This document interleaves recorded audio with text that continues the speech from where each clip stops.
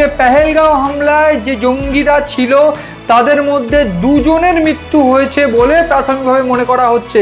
এখনো অবধি সূত্র বলছে, অর্থাৎ গোয়েন্দা সূত্র বলছে একজনের মৃত্যু হয়েছে। এই গোটা যে কর্মকাণ্ড আমি সেটাও বলবো যে এক্স্যাক্টলি কোন নামে কর্মকাণ্ড চালানো হয়েছে, কোন নামে অপারেশন করা হয়েছে সেই সমস্ত বিস্তারিত বলবো। এবং তার আগে যেটা একদম ছোট্ট করে আমি বলতে চাইবো, পাকিস্তানের যে জঙ্গি সংগঠন লস্কর-ই-তৈয়বা তার শাখা সংগঠন টিআরএফ, সেই টিআরএফের 3 জন জঙ্গি ইতিমধ্যেই খতম, নিকেশ করা হয়েছে ভারতীয় সেনা, সিআরপিএফ এবং কাশ্মীর পুলিশের যৌথ অভিযানে। কি সেই বিস্তারিত ঘটনা বা কি সেই গোপন অভিযান, যে অভিযানে 3 জন জঙ্গি ইতিমধ্যে খতম? পরিষ্কার করে আমি বলে রাখার চেষ্টা করব।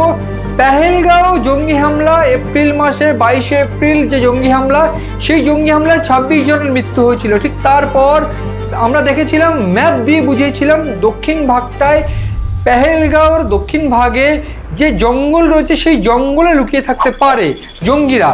প্রাথমিকভাবে ঠিক কোন কারণে এই পেহেলগাঁও বৈশ্বরণ ভ্যালিকে বেছে নেওয়া হয়েছিল সেটাও আমি বলেছিলাম। কিন্তু এই মুহূর্তে যে খবর এসে পৌঁছচ্ছে, জম্মু ও কাশ্মীরের অর্থাৎ কাশ্মীরের শ্রীনগরের দাচিগাম জঙ্গলে এই 3 জন অর্থাৎ গোপন অপারেশন, যে অপারেশনের নাম দেওয়া হয়েছে অপারেশন মহাদেব, ইতিমধ্যে এই অপারেশন মহাদেবে প্রায় 5 জনের নিহত হওয়ার খবর আসছে, 3 জন টিআরএফ জঙ্গির মৃত্যুর খবর আসছে এবং তার মধ্যে থেকে একজন জঙ্গি যে কিনা পেহেলগাঁও হামলায় যুক্ত ছিল, যার নাম সুলেমান, যে পাকিস্তানের একজন জঙ্গি সংগঠনের হয়ে কাজ করেছিল, এর আগে পাকিস্তান সেনায় কাজ করেছে, যার শর্ট নাম আপনারা চিনবেন আবু মুসা, আবু হাসিম মুসা।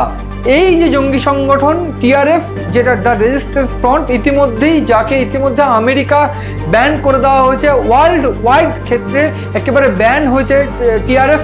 এবং এই টিআরএফ ব্যান হয়ে যাওয়ার পরেই আজকে একটা বিশেষ মুহূর্ত, যেখানে এই অপারেশন সিঁদুরকে কেন্দ্র করে সংসদে আলোচনা বা ডিবেট চলছে। এই পরিস্থিতিতে দাঁড়িয়ে ভারতের জয়গান তারা গাইতে শুরু করেছেন, যারা ইতিমধ্যে ভারতের হয়ে এই অপারেশন সিঁদুর পরিকল্পনা করেছিলেন এবং যারা সফল করেছিলেন। এই গোটা ঘটনায় এইবার সবথেকে বড় সাফল্য বলা চলে যে এই অপারেশন সিঁদুরে যারা যুক্ত ছিল তাদের জন্য বড় সাফল্য বলা চলে যে পেহেলগাঁও হামলার একজন জঙ্গি, বিভিন্ন জঙ্গিদের মধ্যে 2 জন জঙ্গি ইতিমধ্যে মৃত বলে মনে করা হচ্ছে, যদিও একজনের মৃত্যুর খবর এখনো অবধি কনফার্ম।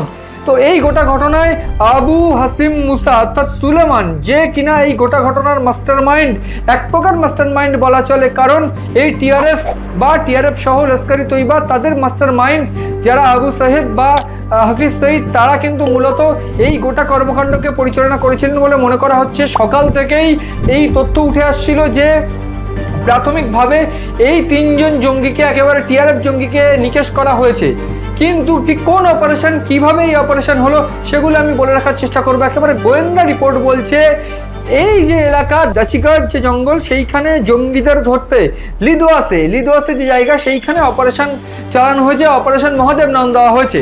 এবং কি সেই অপারেশন, কিভাবে এই অপারেশনে ছক করা হলো? প্রাথমিকভাবে যে ব্যাটালিয়ন জম্মু কাশ্মীর রিজিয়নে কাজ করছে তাদের কাছে একটা ইনফরমেশন আসে যে ঘন জঙ্গল এলাকায় ত্রিপল খাটিয়ে কিছু জঙ্গি কিন্তু রয়েছে, তাদের কাছে বিভিন্ন অস্ত্র সংগ্রহ করে নতুন কোনো পরিকল্পনা করছে। এই খবর এসে পৌঁছতে প্রাথমিকভাবে উন্নত প্রযুক্তি ও ড্রোনের মাধ্যম দিয়ে গোটা এলাকা সার্ভিলেন্স করা হয়। ঠিক সার্ভিলেন্স করলে দেখা যায় যে এই দাচিগাঁওর যে লিদোয়াসে একটি ছোট্ট এলাকা, একটা ঘন জঙ্গলপূর্ণ এলাকা, সেইখানে বেশ কয়েকজন জঙ্গি কিন্তু ওইখানে রয়েছে।